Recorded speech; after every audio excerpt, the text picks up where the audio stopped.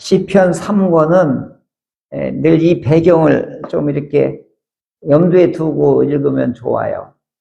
나라가 망하였는데 왜 망했느냐? 이게 시편 3권의 주제예요. 왜 우리가 망했지? 왜 망했는가?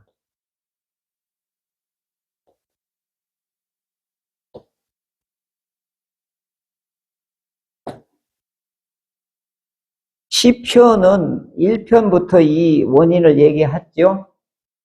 1편, 2편에서 이게 이제 3권의 주제라고 보면 돼요. 근데 이제 망한 이유가 있죠. 시편 1편, 2편에서 이미 예고를 했죠. 뭐죠? 아슈레이, 행복하여라, 복 있는 이여, 이런 뜻이에요. 그러니까 이게 인사말로 해도 엄청 좋아요. 이건 자꾸 우리가 사용해서 그냥 우리 교회의 인사말처럼 이렇게 통용이 되면 좋겠어요. 자, 한번 같이 해볼까요? 시작. 아슈레이, 행복하여라, 복 있는 사람아. 제가 가만히 이거 음미해보면 음미해 볼수록 참 좋은 말이에요. 근데 이제 시편에 이게 많이 나와요. 이렇게 보면. 복 있는 사람아. 신명기 33장에도 행복하여라. 이게 나오거든요. 근데 우리가 하나님을 의지하고 하나님을 믿고 하나님 품 안에 있으면 어떤 사람인 거예요? 아슈레이예요. 그렇잖아요. 아슈레이. 엄마 품에 있는 것처럼. 엄마 품 안에 있는 것처럼 좋은 게 어디 있어요. 그러니까 이 하나님 품에서 벗어나면 망하는 거예요. 그 얘기를 하는 거예요. 하나님 품에서 벗어나는 게 망하는 지름길이에요. 그러니까 오늘 인터넷 선이 끊어지면, 연결이 안 되면 아무것도 못하는 거하고 똑같아요. 그러니까 이것을 뭐라고 했냐면 주의 말씀을 주야로, 항상 하나님의 말씀하고 어떻게 하고 있어라? 연결되어 있어라. 하나님 말씀하고 항시 붙어 있어야, 연결되어 있어야 돼. 그럼 어떻게 연결해야 되는 거죠? 어려운 일을 만나고 무서운 일을 만나고 기쁜 일이 일어나고 또 아주 기묘한 일이 일어날 때 그때 하나님 말씀이 생각나도록 하라. 이게 핵심인 거예요. 그러니까 이제 어디를 가든 뭐 하든 다 자기 생각으로만 하게 되면 무너지기 딱 좋다 이 얘기죠. 근데 어렵고 힘들고 막막할 때 하나님 말씀이 떠올라야 돼요. 근데 그걸 뭐라고 하냐면 주야로 묵상하는 자가 아슈레이라고 했거든요. 그러니까 하나님의 말씀 안에 있어야 망하지 않는 거예요. 그죠? 그러니까 우리가 왜 망했냐? 이제 이 3권에서는 그 얘기를 계속 하는 거예요. 이스라엘 역사를 두고서 얘기를 하는 거죠. 그 다음에 2편에서는 뭐라고 그랬죠? 이게 율법 안에서 있어야 된다. 그래야 망하지 않는다. 그 얘기거든요.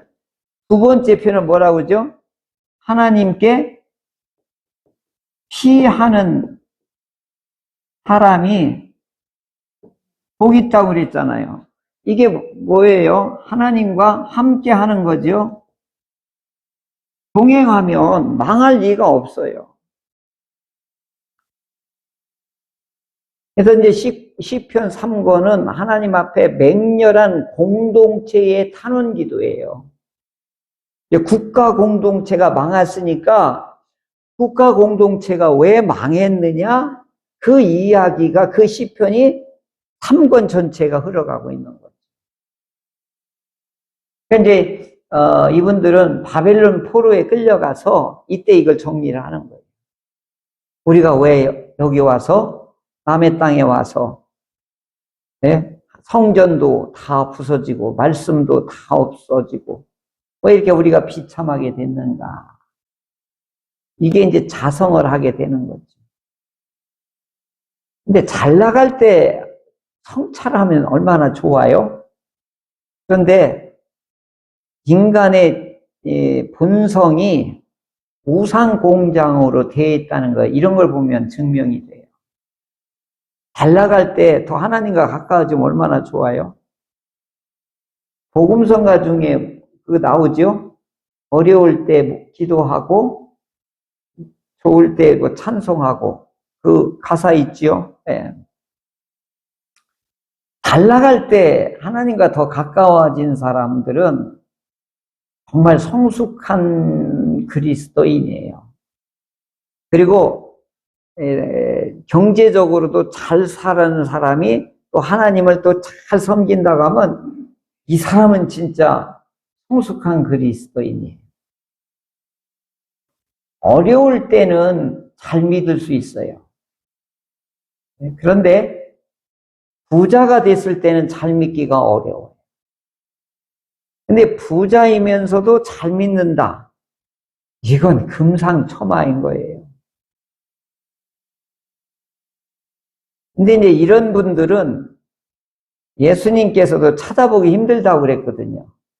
뭐라고 그랬죠? 부자는 천국에 들어가기가 불가능하다는 얘기를 그런 식으로 비유를 했지만, 가만히 보니까 순수하게 하나님만 오늘 자기를 부인하고 나와 복음을 위하여 모든 걸 내려놓으면 내가 살리라, 그 말씀을 하신 건데, 자기 걸 이렇게 다 내려놓는다는 게 이게 얼마나 어려웠냐 이거지.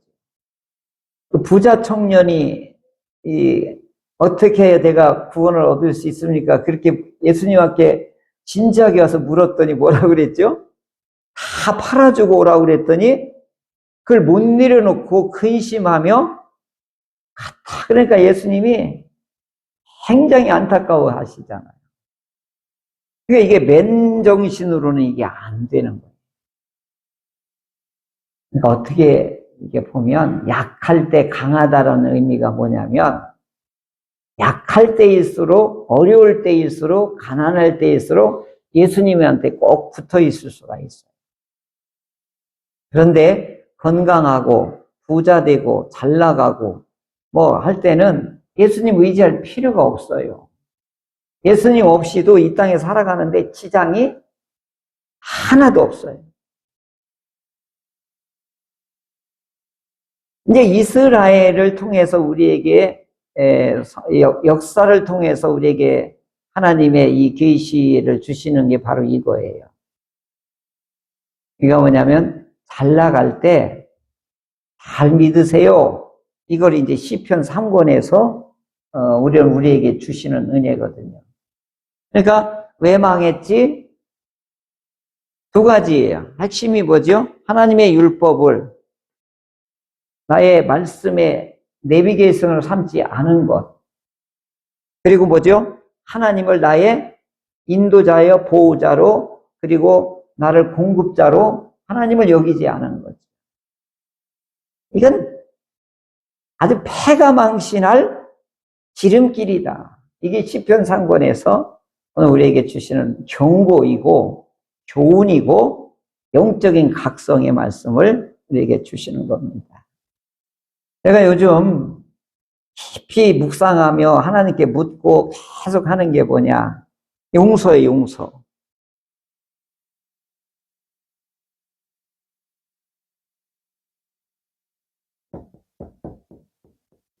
이게 십자가의 핵심이더라고요. 그리고요, 이게 복음의 핵심이에요. 그 십자가에서 용서가 됐잖아요. 그죠?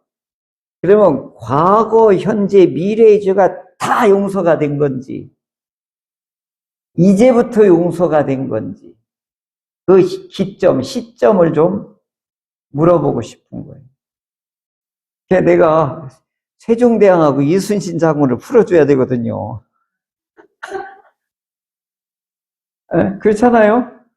예수님이 과거, 현재, 미래의 죄를 시점은 얘기를 안 했어요. 그런데 뒤에 어떻게 보면 다 용서가 됐다고 그러거든요. 그러니까 시간과 공간이 다 포함된 걸로 볼 거냐, 아니면 시간을 한다면 이걸 복음을 듣는 순간부터냐. 이제 이게 내가 아직 안 풀려서 오늘 십자가에서 죄의 문제가 풀어지는 거거든요. 이게 인류의 문제고 죽음의 문제고 부활의 문제고 다 연관되어 있거든요. 이게 이제 열쇠란 말이에요. 그러니까 이제 우리가 못하니까 하나님이 직접 해결해 놓은 거예요. 일단 해결은 왔는데 그 해결한 것을 혜택을 누릴 사람이 누구냐, 이게 서신서에 가면 믿는 데부터 시작된다. 서신서는 이제 이렇게 시작하는 거예요. 네. 그 전에 구약은 뭐라고 그러죠? 네. 아브라함, 언약 속에 있으면 된다. 이렇게 된 거예요. 창세기 1장에 쫙 보면 어떻게 해요? 우주 안에 있는 사람은 닭이다. 이렇게 확장되는 거거든요. 자, 시편 80편은 계속해서 뭐냐면, 국가 공동체. 이제 국가 공동체는 이스라엘을 말하는 거죠. 이스라엘에는 언약을 중심으로 한 민족 공동체예요.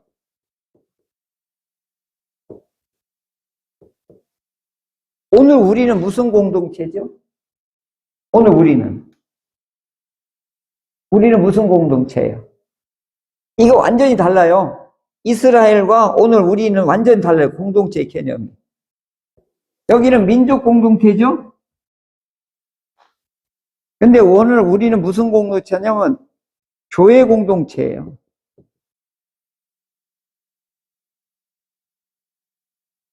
이게 이제 신앙 공동체라고 보면 되죠. 신앙으로 뭉쳐진 우리 공동체란 말이에요. 이게 교회 공동체. 그러니까 이스라엘은 민족 공동체고 오늘 우리는 무슨 공동체예요? 신앙 공동체. 신앙이 없으면 우리 공동체 안에 멤버십이 안 돼요. 그래서 그걸 교인이라고 하고, 신앙이 같으면 성도라고 그렇게 하는 거죠. 이렇게 어감은 조금 이렇게 차이를 두는 겁니다. 그래서 세례받은 분은 성도라고 그러고 세례받지 않은 사람은 교인이라고 하는 거예요. 교회에 속해 있는 분들이다. 이렇게 하는 거죠. 자, 이제 이스라엘은 부를 때 남과 북으로 갈려졌어요. 처음에는 하나 있다가 나중에 분열 왕국이 되면서 남과 북이 이렇게 분열돼요. 처음에는 통일 왕국을 이루었다가 다윗과 솔로몬 시대 때는 이렇게 통일 왕국이 돼요. 그러다가 솔로몬이 죽으면서 그 아들이 둘이, 하나는 솔로몬 밑에 있던 재상이 북쪽을 딱 끌고 가서 깃발을 들고서 우리는 이스라엘이라고 하겠다. 사마리아를 수도를 두고서 하겠다. 그리고 남쪽은 유다 중심으로 해서 예루살렘을 중심으로 해서 우리는 이와 같이 민족 공동체를 하겠다. 이제 그 유다와 이스라엘을 이렇게 이제 두 나라로 남과 북이 우리나라처럼 분리가 된 거예요. 그런데 오늘 1절에 보면 이게 1절, 2절에 보면 이게 어느 나라를 말하는지 한번 보세요. 이게 기가 막히게 표현했어요. 자, 1절 첫 단어가 뭐죠? 요셉이에요, 요셉. 요셉은 북쪽이에요, 남쪽 사람이에요? 그러면 좋아요. 요셉의 아들이 두 명 있어요. 요셉의 아들 두 사람 이름이 뭐죠? 네? 에브라임과 므낫세죠. 그러면 에브라임과 므낫세는 북쪽에 있어요, 남쪽에 있어요? 지파 북쪽에 있죠. 그리고 베냐민은 누구의 아들이에요? 라헬의 아들이죠. 요셉도 결국은 라헬의 아들의 이제 해당되잖아요. 그죠? 그러니까 요셉이라고 하면 일부러 여기 시편에 요셉이라고 일부러 쓴 거예요. 왜냐하면 요셉은 애굽 때의 대상이었잖아요. 그런데 그때에 결혼해서 두 아들을 얻었죠. 그 당시 장남이 므낫세고 그 다음에 둘째가 에브라임이죠. 그때 아버지가 와서 손자를 축복할 때 이렇게 축복하죠. 이렇게. 자기가 형하고 에서하고 하듯이 똑같이 이렇게 해요. 그래갖고 막내가 장자로 올라서는 거예요. 그러니까 이건 뭐냐, 혈통을 중시를 하면서도 여기에는 더 뭐냐, 하나님의 계시, 하나님의 언약을 중심으로 하는 것이 더 앞서요. 그러니까 성경에도 족보가 아니라 계보라고 그래요. 족보는 개똥이, 새똥이, 말똥이 다 써야 돼요. 근데 계보는 뭐예요? 하나님의 계시를 이어갔던 사람만 써요.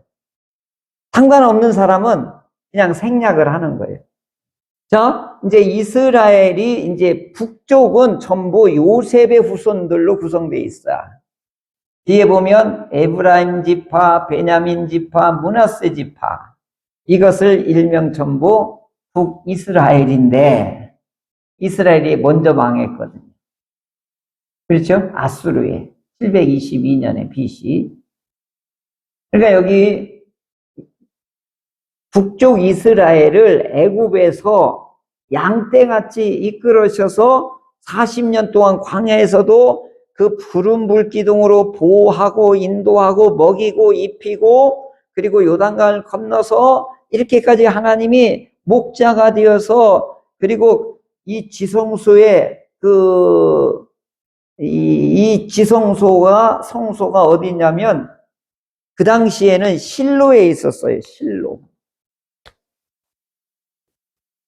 실로는 북쪽에 있어요. 위치가. 예루살렘은 남쪽에 있단 말이에요. 그런데 예루살렘으로 수도가 정하기 직전에 애굽에서 탈출해서 가나안에 들어와서 제일 먼저 이 성막을 어디에다가 안치를 했냐면 실로에다가 딱 세운 거란 말이에요. 그걸 어디까지 하냐면 엘리 제사장일 때 블레셋하고 전쟁을 할 때 그 지성소에 있는 언약궤를 꺼내가지고 전쟁터로 갔다가 거기서 폭삭 망해요. 그리고 실로에 있는 성막이 불타버려요. 그때 이미 하나님께서 어떻게 성막을 없애버렸단 말이에요. 근데 이제 이들이 어떻게 해요? 하나님의 이 언약궤를, 법궤를 한마디로 하면 신주단지 모드시대 전쟁이 앞에 가면 이 법궤가 적군을 다 물리칠 줄 알고 막 우상처럼 사용한 거예요.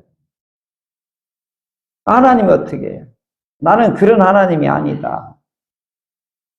첫 번째 실로에 있는, 그러니까 이제 그룹 사이에 있는 그 법궤 위에는 이 그룹이 이렇게 날개를 이렇게 하고 있거든요. 이걸 말하는 거거든요. 그 지성소는 하나님의 보좌요, 하나님의 임재요, 하나님이 거기서 통치하시는 지상에서의 하나님의 보좌란 말이에요, 지성소가. 그리고 이스라엘을 목자처럼 양같이 이렇게 끌고 왔단 말이죠. 그러니까 목자는 인도하고 보호하고 먹을 것을 공급해주는 역할이 목자란 말이에요. 하나님이 우리를 그렇게 하지 않았습니까? 그런데 왜 북쪽 이스라엘이 BC 720년 아수르에 의해서 폭삭 망하게 되었습니까? 그러니까 여기 그 위에 북쪽 지파가 에브라임, 베냐민, 므낫세 여기 다 속해 있는 북쪽을 상징하는 거거든요. 그러면서 뭐예요? 우리를 돌이키시고 회개하게 하시고 주의 얼굴빛을 비추다. 이 주의 얼굴빛이 이게 우리 대제사장의 축도도 주의 얼굴빛을 비추라고 그러잖아요. 주의 얼굴을 네 개로 비추사 향하사. 이게 엄청난 거거든. 이건 뭐냐? 하나님의 임재요, 하나님의 힘이요, 또 하나님과의 만남이요. 구약시대 때는 우리의 이 신체의 부분을 가지고 하나님을 설명을 많이 했어요.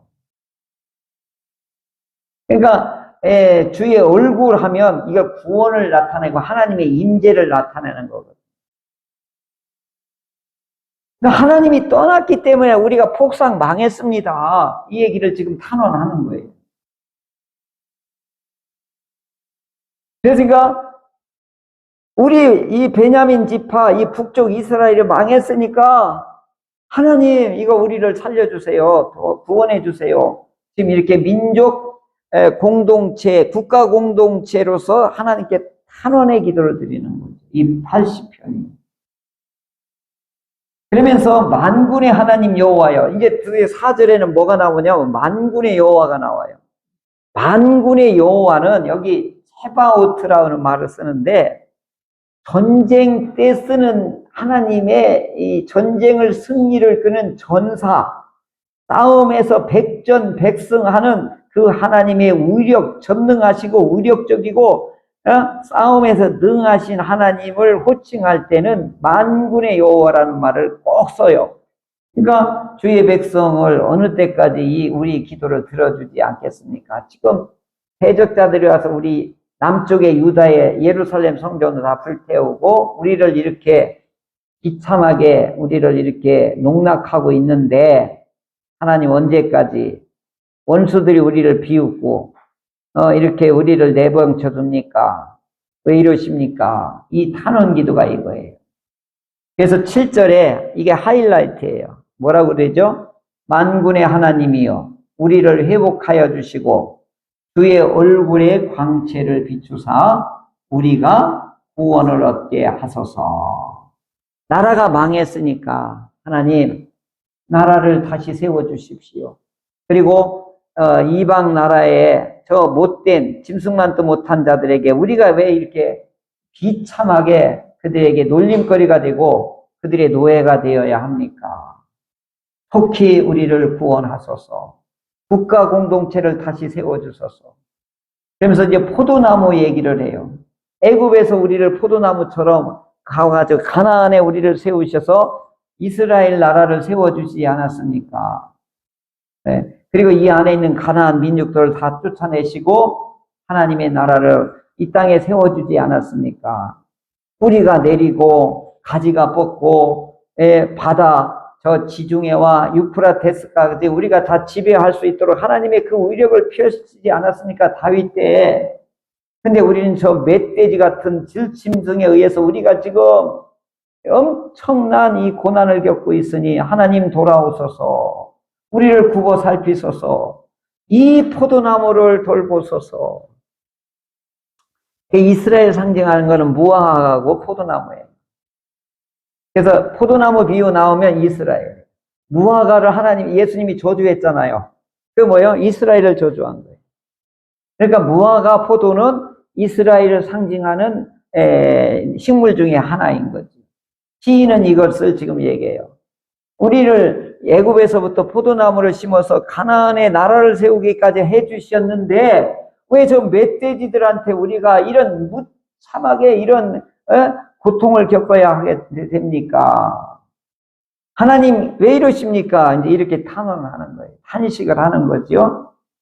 그래서 15절부터 이제 18절까지 주의 오른손으로 너무 심으신 줄기 주를 위하여 힘있게 하신 가지니까 다시 살려주십시오. 소성케 하소서. 18절에 그러죠. 우리를 소생하게 하소서. 우리가 주의 이름을 이제 찬송하겠습니다. 그래서 이제 19절에 만군의 하나님 여호와여. 이제 하나님이 전사가 되어져서 이제 저 대적들을 멸하시고 우리를 다시 이스라엘로 다시 세워 회복하게 하여 주옵소서. 이렇게 공동체의 탄식 기도를 이렇게 마치시고 있는 것이죠. 근데 이제 이 시편에서 중요한 게 뭐냐면 하나님도 화를 내실 줄 안다. 하나님도 진노하신다. 이게요, 오늘 우리 사랑의 하나님, 사랑의 하나님, 사랑의 하나님만 하니까 진노하시고 보복하시는 하나님에 대해서 사람들이 간과를 해요. 하나님의 엄유하심을 사람들이 가볍게 여기는 거예요. 죄에 대해서는 하나님이 반드시 어떻게 한다? 책임을 묻는 거예요. 대가가 꼭 지불되고 있다고 하는 사실. 그랬으니까 오직 예수님이 저 십자가에서 본인이 그 문제를 해결하려고 십자가 위로 올라가신 것이죠. 자, 네, 이제 오늘 우리들의 삶 속에서도 이 시편을 통해서 우리에게 주는 교훈 중에 하나가 뭐냐? 항시 우리는 왜 망했을까? 왜 실패했을까? 왜 주저앉았을까? 왜 나에게 이런 일이 일어났지요? 라고 하면 반드시 뭐가 따라붙어야 되냐면 회개나 참회나 고백의 기도가 반드시 들어가야 돼요. 그러면서 뭐예요? 하나님, 내가 주의 율법과 하나님께 피하는 것을 소홀히 했습니다. 주여 용서하소서. 그리고 내가 이제부터 하나님의 말씀에 이제 포도나무와 가지처럼 이제 내가 하나님께 피하겠습니다. 주여 나를 도우소서. 그리하면 하나님께서 그 진노하셨다 할지라도 급속히 다시 우리에게 임하셔서 우리를 회복하여 주시고 우리를 다시 양떼 목자가 되어 주셔서 우리를 인도하고 보호하고 오늘 이 땅에 살아갈 동안에 일용한 것과 기름진 것으로 또한 신령한 것으로 우리를 채우셔서 이끌어 가십니다.